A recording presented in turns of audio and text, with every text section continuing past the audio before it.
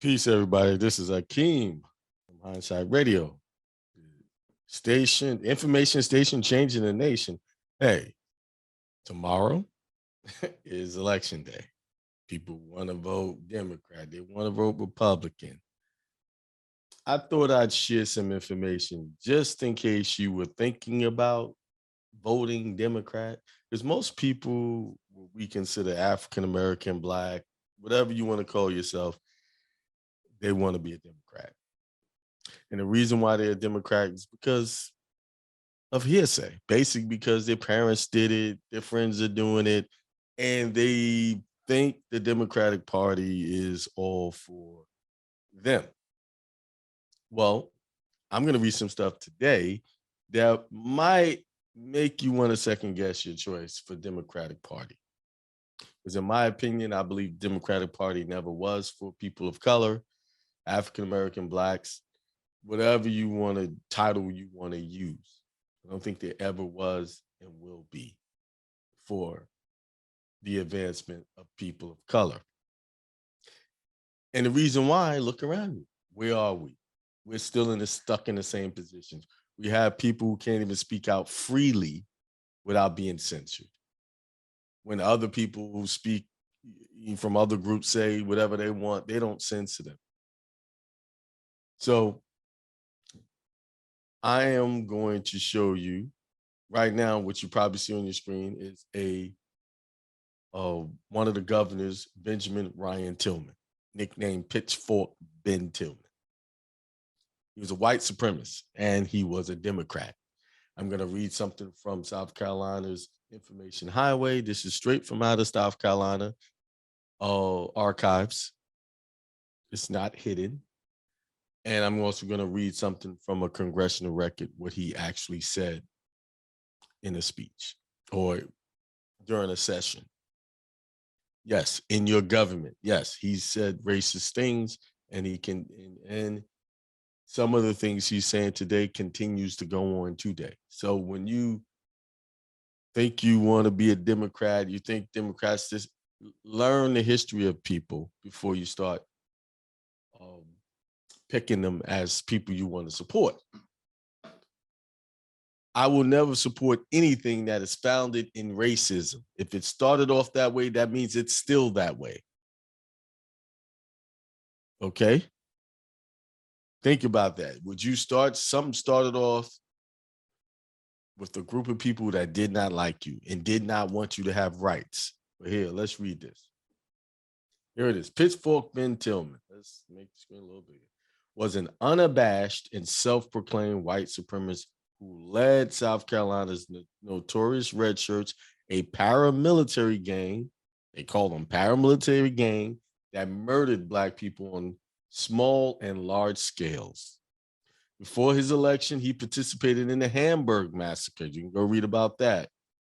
Using his role in the riot to vault his political careers about the massacre in which 6 innocent African Americans were killed, he stated, the leading white men of Edgefield decided to seize the first opportunity that Negroes might offer them to provoke a riot and teach the Negroes a lesson. Tillman further described the massacre as an opportunity for the whites to demonstrate their superiority by killing as many of them as was justifiable. Interestingly, while Tillman claimed to champion the rights of small farmers, he did very little to help them once he attained office. He did establish Clemson University for the study of agriculture, but other than that, he largely abandoned those who had voted for him. Tillman is immortalized by a larger-than-life bronze and granite memorial at the South Carolina State House in both Tillman Hall at Clemson and Tillman Hall at Winthrop continue to bear his name. So these schools that a lot of Black folks go to, or African American, whatever you want to call yourself, this man is on the school grounds and they do not hide it. I can go right to the website, talk all about it. See, we could blame other groups of people for our problems. Our biggest problem is we still support institutions that are not for us, do not want us to advance. We still support these institutions. Why would you go to a school and give your money away, take out loans, put yourself in debt to a school who has this man as its founder? And not only that, they proudly parade him in the hallways. He's right there on the About Me page for Clemson University talking. They're not hiding the fact that he was a racist. But we are the problem. The government's not the problem. It's not the Democrats. It's not the Republican Party. We are the problem because we support these institutions. We give our money, our time, and our loyalty to groups of people or institutions that do not care about us at all. So let me keep going. Move down. These are some of the major events of him. Well, that's all they talked about on that page. Let's go to this page. Here. The congressional record, 56 Congress, first session, 3223, 3224. Tillman, 1847 to 1918, was governor of South Carolina, 1890 to 1894, and U.S. Senator 1895-1918. He played an active role in anti-Black violence in the 1870s and helped draft a state constitution that disenfranchised Blacks. Yes. Mr. President, I regret that I feel the necessity of bringing up again some parts of the speech of the senator who had just taken his seat. However, he would not allow me to answer or interject an objection as he went along. It has reference to the race question in South Carolina. The question which has been the cause of more sorrow, more misery, more loss of life, more expenditure of treasure than any of all questions which have confronted the American people from the foundation of the government to the present day. Out of it grew the war. And after the war came the results of the war. And those results are with us now. The South have the question always with it. It cannot get rid of it. Is it there? It is like Banquo's ghost and will not down. And I have felt called on to attack the Republican policy of this day and time and to accuse the Republicans in this chamber with being hypocrites in regard to that issue. I have felt constrained to do so by reason of the facts and of the events of the past few years. The senator from Wisconsin gave us a picture of the condition of the slave during the war and the debt of gratitude which the Southern people owe to those slaves who have charge of our wives and children and homes, and to their everlasting credit during those 4 long and bloody years, not one solitary crime was reported against them of the kind that is now reported every week. I say that he cannot exceed me in appreciation of the fact that the Southern people did owe and do owe and will exceedingly owe a debt of gratitude to their slaves for their behavior. So he's basically saying, oh, they've been good slaves. Let's keep going. But I was called the senator's attention to the absolute inevitable corollary that if the slaves of the South, with the opportunities which were afforded them during those years when all the men were at the front, and when their wrongs, if they had any, would have prompted revenge, were guilty of no crime against their mistresses and their children. It in thunder tones gives the lie to the charges as the cruelty of the slave system in the South. He's trying to justify slavery because they feel like long as they behaved, there weren't any problems. But let's keep going. There were numerous instances, possibly too numerous, of cruelty and wrongdoing. I shall not apologize for the system, but thank God it is gone, torn up by the roots at a great cost of life and sacrifice of property. I would not restore it if I could by the waving of a hand. But I say to him, when he parades that as a reason why we ought to be grateful, and I acknowledge that we ought, he at once convicts himself and those of his fellows who went on that crusade of blood and destruction for the purpose of liberating those people of having been misled, having been Harriet Beecher Stowe's Uncle Tom's Cabin, undue weight in inaugurating that crusade. I have already given due credit on this floor to the North for patriotism and honesty of purpose and I realized that the love of the Union was a mighty factor in that great struggle. But it cannot be denied that the slaves of the South were a superior set of men and women to the freedmen of today, and that the poison in their minds, the race hatred of the whites, is the result of teachings of Northern fanatics. Ravishing a woman, white or black, was never known to occur in the South till after the Reconstruction era. So much for that phase of the subject. They're trying to say that because the slaves got freed, all of a sudden the crime went up and they were ravishing white women or women in general. This is the rationale we're dealing with. As to the rights of the Negroes in the South, of which he now claims to be the champion, Mr. Spooner interrupted. No. Mr. Tillman, well, I do not understand the senator. I am very unfortunate in being unable to fathom his meaning. He speaks clearly. I usually have the means of interpreting language that is plain and unmistakable. But he did not say something about the rights of those people. Mr. Spooner, I did. Mr. Tillman. And he said he had taken their rights away from them. He asked me what was it right to murder them in order to carry the election. I never saw one murdered. I never saw one shot at an election. It was the riots before the election precipitated by their own hot-headedness in attempting to hold the government. That brought on conflicts between the races and caused the shotgun to be used. That is what I meant by saying we use the shotgun. So he's saying that blacks had control of the government. And because they had control of the government and they were hot-headed and they didn't want to let it go, that's what brought on the shotgun. I want to call attention to one fact. He said that the Republican Party gave the Negroes the ballot in order to protect themselves against the indignities and wrongs that were attempted to be heaped upon them by the enactment of the Black Code.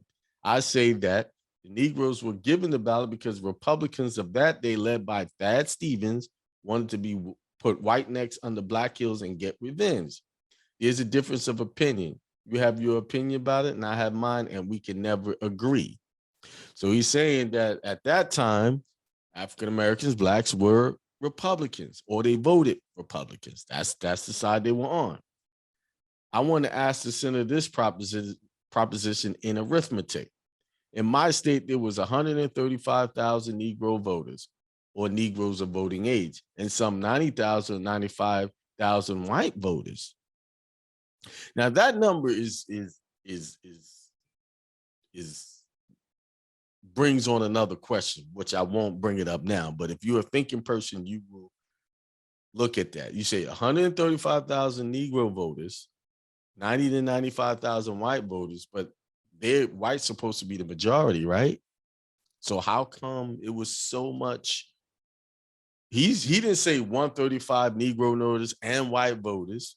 He said 135,000 Negro voters or Negroes of voting age and some 90,000, 95,000 white voters.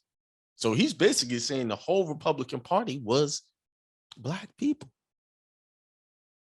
That's what he's trying to say. General Canby set up a carpetbag government there and turned our state over to the majority.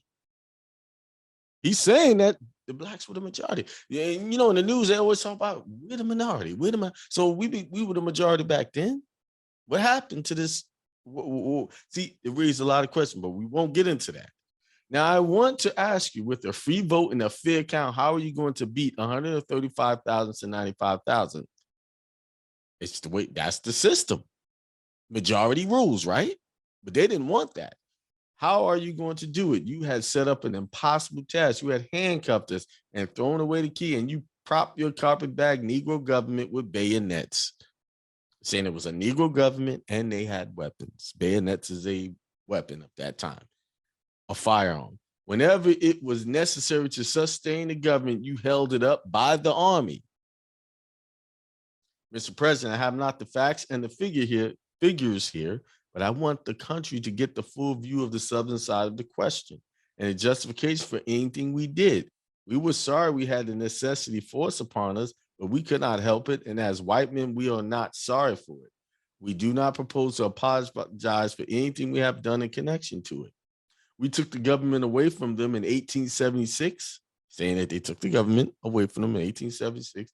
We did take it. If no other senator has come here previous to this time who would acknowledge it, more's the pity. We have had no fraud in our elections in South Carolina since 1894. There has been no organized Republican Party in the state. So they're saying South Carolina, from that point, had no fraud since 1884. So that means South Carolina was a Democratic state at one time. Now it's a Republican state, mostly. It always goes Republican. This is why it's important to understand history.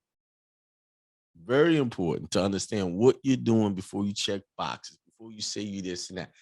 This state, the current system that is being run was all given its power through democratic violence. Yes, you see, this is a history they're not going to tell you. We did not franchise the Negro until 1895. Then we had a constitutional convention convened, which took the matter up calmly, deliberately, and avowedly with the purpose of disenfranchising as many of them as we could under the 14th and 15th Amendments. We adopted the educational qualifications as the only means left to us. And the Negro is as contented, as prosperous, and as well protected in South Carolina today as in any state of the Unions south of the Potomac. He is not meddling with politics, for he found that the more he meddled with them, the worse off he got. See, they subdued and suppressed, oppressed through violence to get the cooperation they wanted.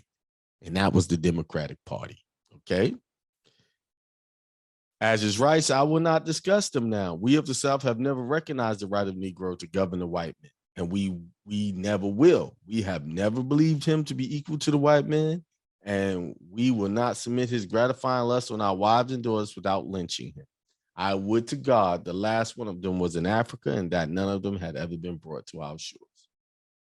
I want to ask permission in this connection to print a speech which I made in the Constitutional Convention of South Carolina when it convened in 1895, in which the whole carpetbag regime and the indignities and wrongs heaped upon our people, the robberies which we had suffered, and all the facts of the figures there brought out are incorporated, and let the whole of the facts go to the country. I'm not ashamed to have those facts go to the country. They are our justification for the present situation in our day. So this is what you have. So when you go to that ballot box tomorrow and you think about voting, think about this. Are you really voting for something in your best interest, or are you just voting because it's popular amongst Black people? It's what people told you. You see, they said Republicans were racist. This is the narrative. They say that the Republicans is the racist party. You never once hear them say how racist the Democrats were. See, I believe all the facts should be on this table before anyone makes a decision. You should put the facts on the table. Then I'll say whether I want to do it or not. But when you don't have all the facts and you're making your decisions based off of someone else's opinion of what you should do, then you're not making an informed decision. What you're doing is following the crowd. And I will tell you, most African Americans, Blacks, follow the crowd with their voting power, period. It's not informed. Most of their decisions come from watching the news, which gives you a slanted view of the whole picture. Yes. Now, if that hurts your feelings and you don't like what I said, hey, I didn't lie. Think about it. Do you really know what's going on in this country? Do you understand who's who, the background of the people you want to govern? Really? Do you even know where you stand in relationship to the government and where your power is? I could guarantee you most people don't even know that. They have what you call a herd mentality, a herd understanding of the facts, not a research that they read something. I just read this.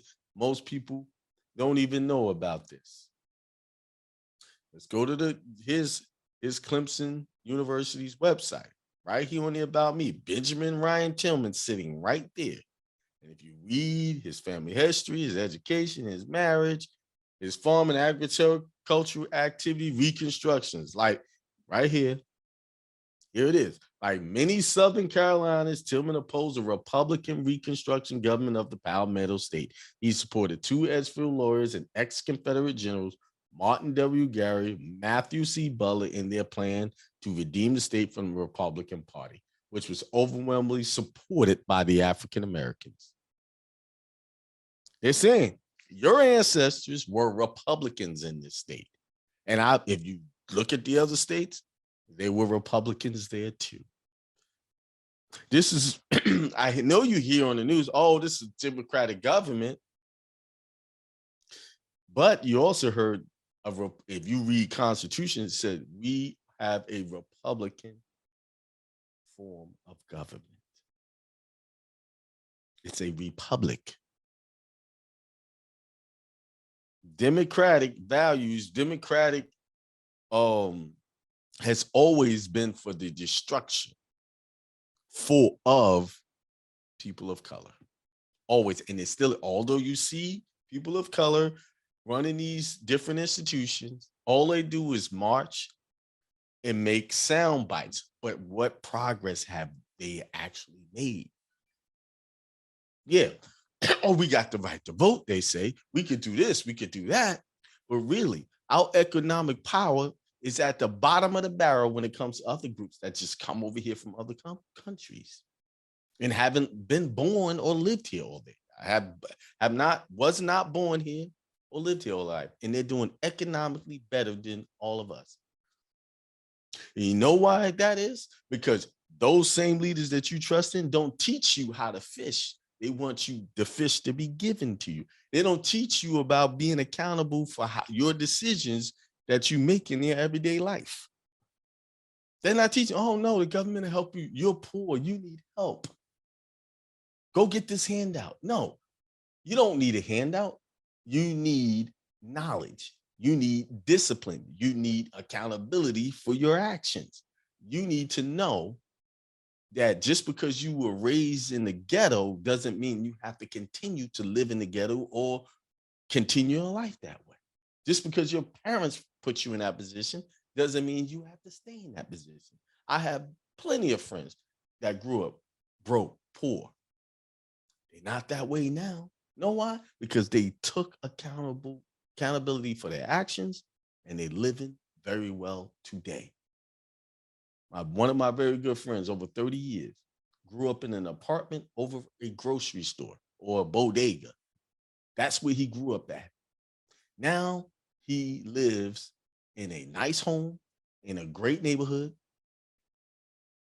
able to send his son off to college and pay for it and not take out loans. So is it about the government? Was it the government that changed his life, or did he change his life with his own mind, his own thinking, saying that I want something different from my child? That's what it took. And no handout is going to fix anything. Look what handouts did to the single moms. They took these handouts. Are they better off? High rates of no fathers in the home, no balance of discipline. And the studies show when there's no male figure in that home to provide structure, males tend to do very bad. They end up in prison. They end up with problems. I myself come from a 2-parent home. Did I have trouble? Yes, I did. I got in trouble, but that structure that I received from my father always brought me back to reality of what I need to do. It's that structure that makes me take responsibility for who I am today. Okay? So there you have it. Tomorrow you got to choose. Because this is what you say is going to help make your life better. Oh, let me say something about that. No politicians can make your life better. No, none of this stuff. They've been making rules for years, and has it really contributed to your life being better? I can tell you one thing. When these people get in office, strange stuff happen. Look at how high gas is. Biden got in office, all of a sudden gas shot through the roof. Diesel fuels are even more expensive. Okay? Look at your current condition or how you living, and look who's in there making the rules and controlling this stuff. Is it making your life better or worse? That's how you make decisions. Not based on herd mentality, not based on popular opinions. You make decisions based on how is this people affecting my life right now? These crazy decisions that they're making. With that being said, I'll leave you to it. Think about it. Peace.